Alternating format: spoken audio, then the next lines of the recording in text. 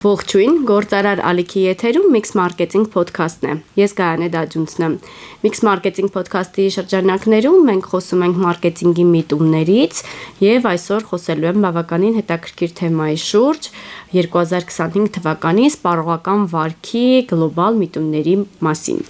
Ես առանձնացրել եմ սպառողական վարքի հիմնական 5 միտումներ, որոնք ակտուալ են 2025 թվականին եւ առաջինը գլոբալ սպառողական աճը եւ կառուցվածքն է։ Ինչ է սա իրենից ներկայացնում դեռևս 2024 թվականին, երբ մարքետոլոգները կանխատեսումներ էին անում եւ տնտեսագետները, այս ընթացքում նշված էր, որ 2025 թվականին համաշխարհային սպառողական ծախսերը կավելանան 3.2 տրիլիոն դոլարով եւ արդեն տարին այսպես կիսվել է եւ կարծում եմ այս կանխատեսումները բավականին ճիշտ են, այդպես են կարծում մասնագետները եւ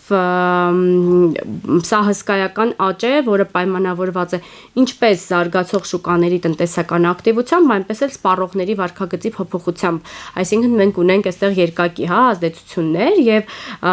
այս տվյալը հասկանալու համար շատ կարեւոր է հասկանալ թե որքան մեծ հնարավորություններ է ընձեռնվում բիզնեսի ներկայացուցիչներին ապրանքներ եւ ծառայություններ մատուցող ընկերությունների համար, այսինքն ավելի շատ մարդիկ, ավելի շատ գումար են ծախսելու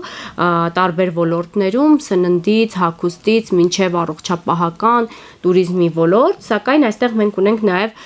հետաքրքիր կոնտրաստ, երբ սպառողական վարքագիծը ավելի ակտիվանում է, չնայած նաեւ ակտիվացել է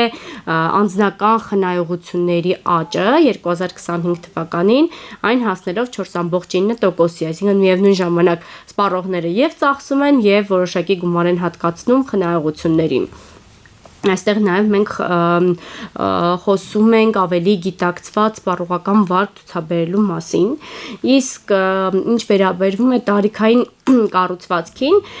ինչ ունենք մենք այստեղ։ Հետաքրքիր է, որ նոր սպառողների գրեթե կեսը կլինի 50+50-ից բարձր տարիքի մարդիկ, այսպես կոչված արծաթե սերունդը, կամ մեծահասակ սպառողները դառնում են սպառողական շուկայի հիմնական շարժիչ ուժերից մեկը։ Սա բավականին հետաքրքիր սեգմենտ է, սա բավականին կարող եւ ունակ սեգմենտ է, ի վերջո նրանք ունեն բարձր եկամուտներ, ավելի բարձր եկամուտներ, ավելի կայուն միջոցներ, կյանքում ունեն որոշակի ստատուս արդեն, որին որ հասել են, ավելի կայունություն եւ վստահություն կոնկրետ ապրանքանիշերի նկատմամբ, առողջ ապրելակերպի եւ հարմարավետությանը ձգտող պահանջներ եւ լոյալություն այն բոլոր բրենդերի հանդեպ, որոնք իրենց հետ ճակերտավոր ասենք ճիշտ են շփվում, այսինքն կոմունիկացիաները, որոնք ընտրում են այս սեգմենտի հետ շփվելու համար, հարմարավետ են 50-ից բարձր տարիքի մարդկանց համար։ Այս աճող սեգմենտը նոր մարտահրավերներ եւ հնարավորություններ է ստեղծում բիզնեսի համար եւ եթե մինչ այժմ շուկայավարման կենտրոնում հիմնական երիտասարդներն էին եւ հիմնական ջանքերը ուղղված են երիտասարդների հետ հաղորդակցություններին, ապա 2025 թվականից սկսած այս սպառողական դաշտը կարծես թե կիսվում է երիտասարդների եւ 50-ից բարձր տարիքային խմբի միջև եւ անպայման հարկավոր է վերանայել ռազմավարությունները, ընտրելով նաեւ ավելի բարձր տարիքի սպառողների կարիքները եւ նախապատվությունները բարձրաձայնելու եւ ճիշտ հաղորդակցվելու մեթոդներ։ Օրինակ, մի քանի այսպես պարզ օրինակներ նշեմ, որոնք 50-ից բարձր մարդկանց համար հատկապես կարևոր կլինեն, դրանք հիմնականում ավելի պարզ ինտերֆեյսով կայքերն են եւ հավելվածներն են, որոնց այս տարիքի մարդկանց համար հեշտ կլինի կիրառել, փաթեթավորման վրա ինչու ոչ ավելի մեծ շրիֆտով տառատեսակով գրվածքներն են, արտադրանքի պարզ բացատրությունը եւ առողջության վրա ազդեցության հստակ նշումը, քանի որ այս տարիքի մարդիկ արդեն ավելի շատ են ձգտում առողջ ապրելակերպի, առողջ ծնունդի, իրենց կենսակերպը որոշակի փոփոխությունների է ենթարկվում ըստ հետազոտությունների եւ բովանդակություն, որը չի վերաբերվում տարիքին որպես խոչընդոտ, այլ հակառակը արժևորում է փորձն ու հմուտ ընտրությունը։ Այսինքն այս մարդիկ արդեն ունեն տարիների փորձառություն ապրանքների եւ ծառայությունների սպառման եւ այստեղ իրենց տարիքը պետք է դիտարկել ոչ թե որ նրանք մեծահասակ են, այլ ընդհակառակը դա որպես հնարավորություն դիտարկել եւ արժևորել, քանի որ նրանք կարող են ավելի հիմնավորված ընտրություն իրականացնել։ Սա առաջին հատվածի մասին, երկրորդը, որը կցանկանայի անդրադառնալ սպառողական վարքագծի վերաբերյալ, դա կայունությունը եւ էթիկան է, ժամանակակից սպառողի առաջնահերթությունները եւ 2025 թվականի սպառողները հստակ դիրքորոշում ունեն կապված բրենդերի էթիկական վարքագծի եւ բնապահպանական ազդեցությունների հետ։ Իրականում այս վարքագիծը դեռևս մի քանի տարի առաջ է սկսել արդեն իսկ ձևավորվել, բայց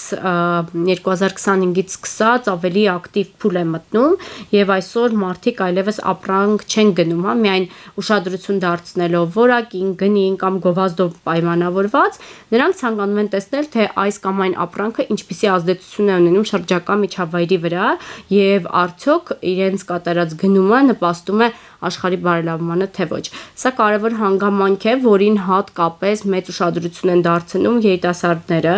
հատկապես Z սերունդը, նրանք Z սերունդը կարող եմ հիշեցնել մեր ռադիոլսողների եւ դիտողների համար, հիմնականում 1997-ից 2012 թվականին ծնված մարդիկ են եւ ըստ վերջին հետազոտությունների պարզվում է, որ հատկապես նրանք են հատուկ ուշադրություն դարձնում ապրանքների եւ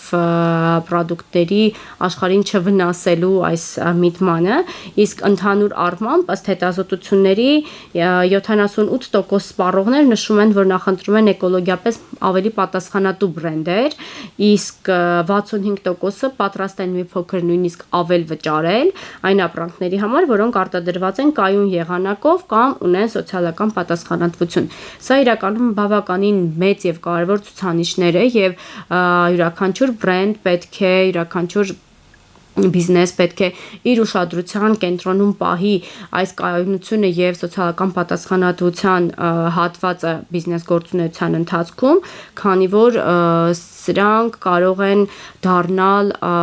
սպառողական վարքագծի որոշիչ, այս կամ այն ապրանքը ընտրելու որոշիչ չափորոշիչներից մեկը։ Ինչ է նշանակում առհասարակ էկոլոգիական եւ էթիկական պատասխանատվությունը բրենդի համար։ Իրականում սա ներառում է մի քանի գործոններ, որոնք առանձնացրել եմ ցանկանայի նշել, դրանք արտադրանքի շրջակա միջավայրի վրա թողած ազդեցությունն է, աշխատանքային պայմանները մատակարարման շղթայում, փաթեթավորման վերամշակելիությունը, ապրանքանիշի քաղաքական դիրքորոշումը սոցիալական արդարության, բազմազանության, մարդու իրավունքների եւ այլ հարցերում։ Եվ ինչպես արդեն նշեցի, Z սերունդը այս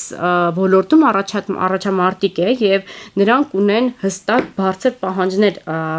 վերաբերվող այս ամենին եւ նրանք սպասում են, որ իրենց օգտագործած ապրանքները եւ ծառայությունները կլինեն ոչ միայն որակյալ, այլ իրենց վրա կվերցնեն պատասխանատվություն իրենց թողած ազդեցության եւ հետքի համար։ Օրինակ, մոդայի աշխարհում, եթե դիտարկենք մոդայի ոլորտը, Z սերունդը, այսպես ասած, ոչ է ասում fast մոդային, fast fashion-ին, նա մերժում է այս արագ նորաձևությունը եւ նրանք ավելի շատ նախընտրում են երկրորդային հագուստ, վերամշակված հագուստ կամ էթիկապես արտադրված ապրանքներ, այսինքն նրանք ավելի վինտաժային կամ second hand ապրանքներին են նախապատվությունը տալիս, քան արագ մեռնող, արագ անցնող նորաձևությանը, որը կվնասի արտաքին աշխարհին, շրջակա միջավայրին։ Իդեպ ամերիկյան բրենդերից մեկը, Պատագոնիան, մեծ հեղինակություն ունի հենց շնորհիվ այն բանի, որը պայքարում է կլիմայի փոփոխության դեմ, վերամշակում է հագուստը, նորոգում, նույնիսկ վերադարձնում է գումարը, եթե հաճախորդն այլևս չի ցանկանում օգտագործել այդ հագուստը։ Ինչ վերաբերվում է Հայաստանին, Թերևս այս կայուն սպառումը դեռևս նոր միտում է հայկական շուկայում, բայց հատկապես երիտասարդների շրջանում եւս մենք տեսնում ենք որոշակի հետաքրքրություն եւ փոփոխություններ, քանի որ ակտիվ զարգանում են վերամշակմամբ զբաղվող վերամշակող փաթեթավորմամբ զբաղվող այդ արտադրությամբ զբաղվող բիզնեսները, բրենդերը երիտասարդների շրջանում հատկապես աճում է հետաքրքրություն այն բոլոր բրենդերի նկատմամբ, բնական մաքուր ապրանքների նկատմամբ, զբոսաշրջության ոլորտում հատկապես շատ մարդիկ, մասնավորապես նորից նշեմ երիտասարդները ձգտում են ավելի ընտրությունը իրենց կանգնում է կանաչ հյուրանոցների կամ վարկանիշային կայքերում, փնտրում են էկոլոգիապես պատասխանատու ընտրանքները, ընտրությունը կատարում են այս միջոցով եւ դեպի այս միտումը, կայուն եւ էթիկական սպառումը արդեն պահանջում է, որպեսզի մարքեթինգային հաղորդակցությունը եւս փոխվի եւ միայն մեր ապրանքը լավն է, մեր ապրանքը որակով է, արդեն իսկ բավարար չէ, բրենդը պետք է պատմի ինչքանով է իր արտադրանքը կայուն, ինչ նախաձեռնությունների է մասնակցում եւ ինչու է դա կարեւոր հատկապես իրենց հաճախորդների համար։ Այնպես որ հարգելի բիզնեսի ներկայացուցիչներ, մի պահ ուշադրությունը սևեռեք այս ամենի նկատմամբ, որովհետև շատ քիչ ժամանակ է մնացել, որպեսզի դուք եւս ձեր բիզնես գործունեության ընթացքում ուշադրություն դարձնեք կայունությանը եւ էթիկային, քանի որ ժամանակակից սպառողի առաջնահերթություններում է լինելու անպայման,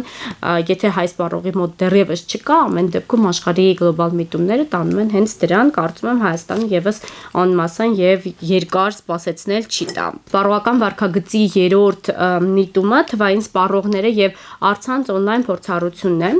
Ըստ հետազոտությունների յուրաքանչյուր մարդ օրական միջինում մոտ 6.5 ժամ անցկացնում է առցանց եւ 2025 թվականի սպառողը առավել քան երբևէ ապրում է առցանց աշխարհում եւ տեխնոլոգիաները, հատկապես սմարթֆոնները, սոցիալական մեդիան ոչ միայն լրացնում են մեր կյանքը, այլ կազմում են հենց մեր կյանքի առանցքը։ Եվ ըստ հետազոտությունների 70%-ից ավել գնումները յուրաքանչյուրի սկսվում է հենց առցանց որոնումից, նույնիսկ այն դեպքում, երբ մարդը գնում է եւ գնումը կատարում է ֆիզիկապես խանութից, այսինքն նախքան խանութ այցելելը նրանք սկսում են որոնման գործընթացը։ Պատկերացնում եք 70%-ը դա կարծում եմ այնքան մեծ ցուցանիշ է, ընդհանուր սպառողների մեծամասնությունն է, իսկ 50% սպառողները ակնկալում են, որ բրենդը կլինի ակտիվ եւ հասանելի բոլոր թվային հարթակներում, օրինակ, հենց վեբ կայքը, սոցիալական մեդիան, մեսենջերները կունենա առանձին հավելված եւ պահանջում են սպառողների թվային փորձառությունից արագություն եւ հարմարավետություն։ Իդեպ շատ հետաքրքիր հետազոտության արդյունք ունեմ, որ սպառողները սպասում են, որ կայքը կբացվի 2 վայրկյանից ոչ ավել ժամանակում, եթե այդպես չի լինում, պատկերացրեք 40%-ը ուղղակի լքում է, այլ չի սպասում, որ կայքը կբացվի։ Հաջորդ միտումը այստեղ անհատականացված շփումն է։ Սպառողները սպասում են անհատական առաջարկների, իրենց նախասիրությունների հիման վրա, անձնական մեսիջներից մինչև անձնական մեսիջներ, ոչ ավտոմատ բոթեր, որովհետև մենք շատ հաճախ առնչվում ենք այս ավտոմատացված բոթերի հետ շփմանը, որը այդքան էլ սպառողներին չի գոհացնում, այնպես որ պետք է ուշադիր լինել այս հանգամանքին եւս եւ սպառողները ուղակի գովազդին այլևս չեն հավատում, նրանք հավատում են մարդկանց։ User generated content-ը, UGC-ն եւ միկրոինֆլուենսերները այսօր դարձել են վստահության հիմքը, եւ հարթակ են, որպեսզի մարդիկ իրենց ընտրությունը ավելի հիմնավորված կատարեն, տեսնելով այս կամ այն օգտատիրոջ խորհուրդը։ Եվ ինչպես արդեն նշեցի, անկեղծ եւ օգտակար շփումն է, կոմունիկացիան է շատ կարևորվում սպառողների կողմից, օրինակ Nike-ը ստեղծել է Nike հավելված, որտեղ իր սպառողներին ուղարկում է մարզման պլաններ, հատուկ առաջարկներ իր նպատակների հիման վրա, խաղարկություններ կոնկրետ միայն Nike, ասես ընտանիքի համար, անդամների համար, սա իհարկե ավելացնում է հավատարմությունը, կամ Sephora խանութների ցանցը, որը գեղեցկության ոլորտում է հայտնի, ինչ է անում, թվայնացրել է դիմահարդարման փորձը եւ օրինակ աղջիկները կարող են շրթներքի գույնը փորձարկել հենց on-line, ընտրել այդ երանգը իրենց համապատասխանող առանց խանութ այցելելու։ Հայաստանում եւս շատ կայքեր արդեն իսկ սկսել են համապատասխանել եւ օգտագործել այս առցանց մարտահրավերների միտումները եւ մի շարք կայքեր օգտատերերի թվային փորձով փորձում են իրենց ֆունկցիոնալությունը հասցնել այն մակարդակի, որպեսզի չզիջեն միջազգային շուկային։ Եվ առհասարակ այս նոր իրականությանը որպես մարքետոլոգ կամ բիզնես հարմարվելու համար մենք կարող ենք մի քանի ուղղակի այսպես կանոնների հետևել,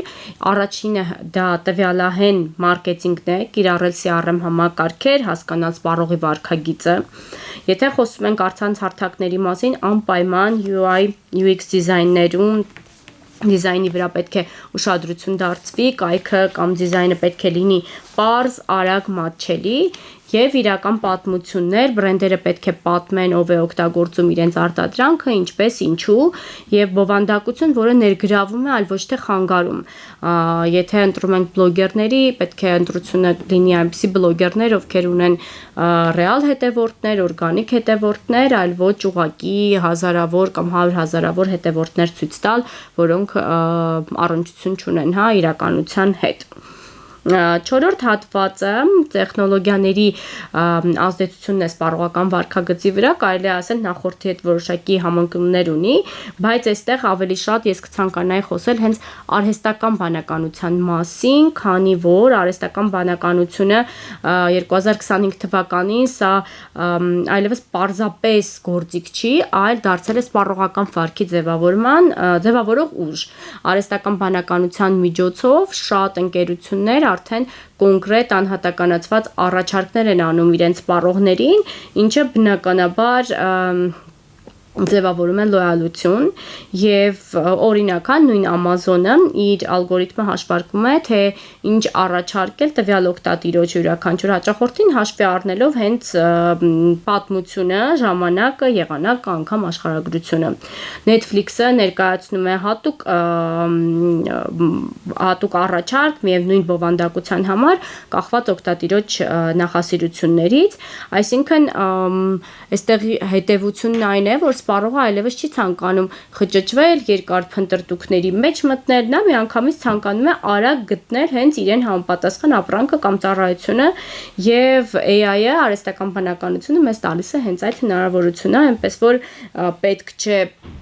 խուսափել AI-ից, այլ ընդհակառակը պետք է ակտիվորեն օգտագործել։ Այստեղ չեմ կարող չանդրադառնալ նաև նեյրոմարկետինգին,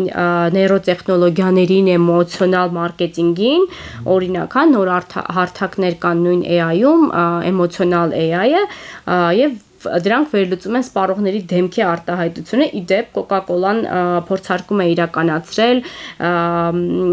էկրաններ է դրել եւ արագ սննդի կետերում տարբեր ըմպելիքներ փորձարկելիս մարդկանց դեմքի արտահայտություններն է, այդ փոփոխություններն է ֆիքսում եւ վիճակագրությունը առհասարակ ցույց է տալիս, որ էմոցիոնալ ներգործությամբ գովազդները 23%-ով ավելի արդյունավետ են, քան ուղղակի հենց զուտ տրամաբանության վրա հիմնվածները։ Այստեղ ցանկանայի նաև խոսել smart սարքերի մասին եւ նաև էլեկտրոնային գadgetների մասին, որոնք ֆունկցիոնալ առումով տարբեր ֆունկցիաներ են կատարում եւ համոզված ենք, որ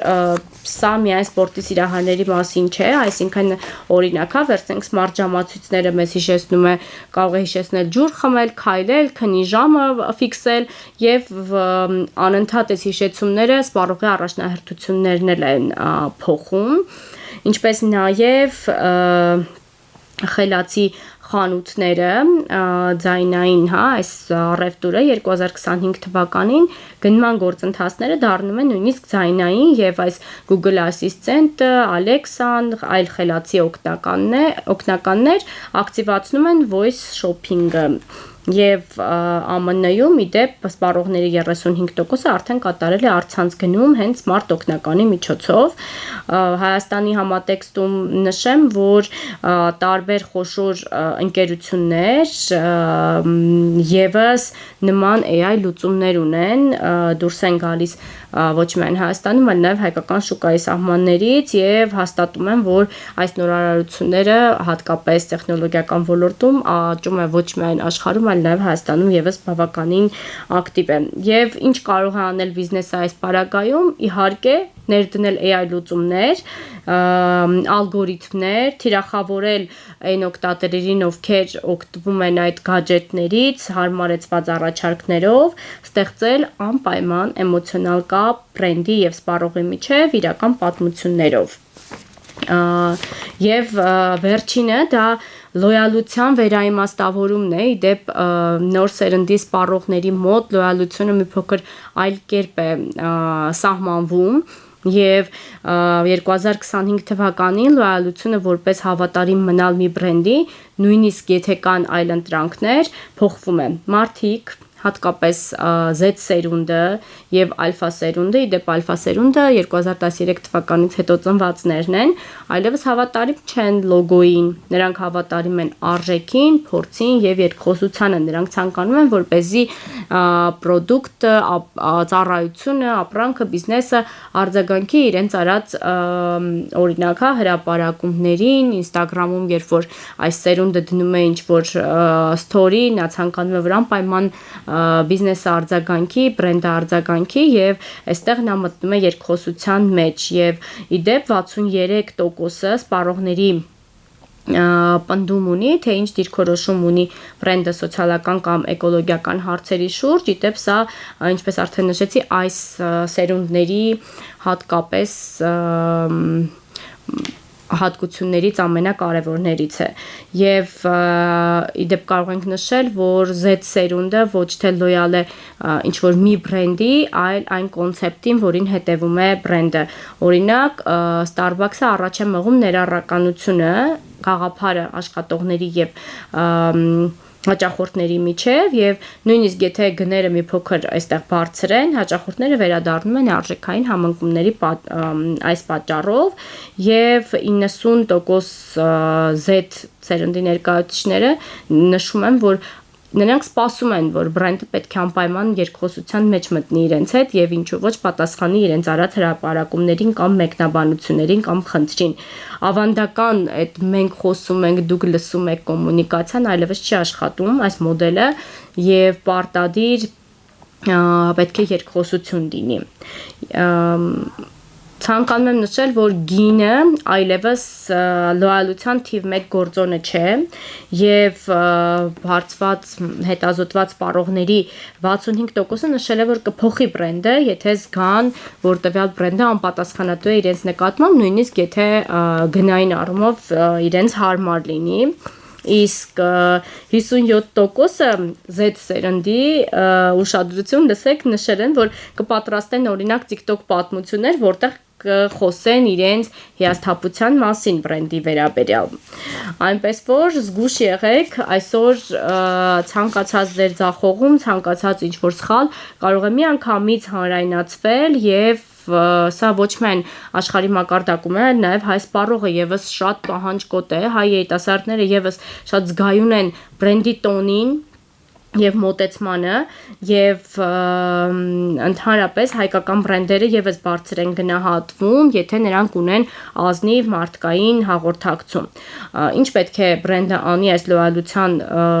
նոր միտումների ձևավորման համար, նա պետք է լսի, պատասխանի եւ մասնակցի երկխոսությանը, նույնիսկ առանց ուղիղ վաճառքի նպատակի, ցույց տա արժեքները գործնականում ոչ միայն խոսքերով, ստեղծի համայնք, որում մասնակիցը իրեն զգում է արժեքավոր մասնակից, ոչ միայն ուղղակի սպառող գնորդ եւ ապահովի այնպիսի հաճախորդի փորձառություն, որը դառնում է հուզական կապի հիմք, այսինքն էմոցիաների ֆոնի վրա լինի իրենց կապը, այնպես որ պետք է անպայման ուշադրություն դարձնել սպառողական վարքի այս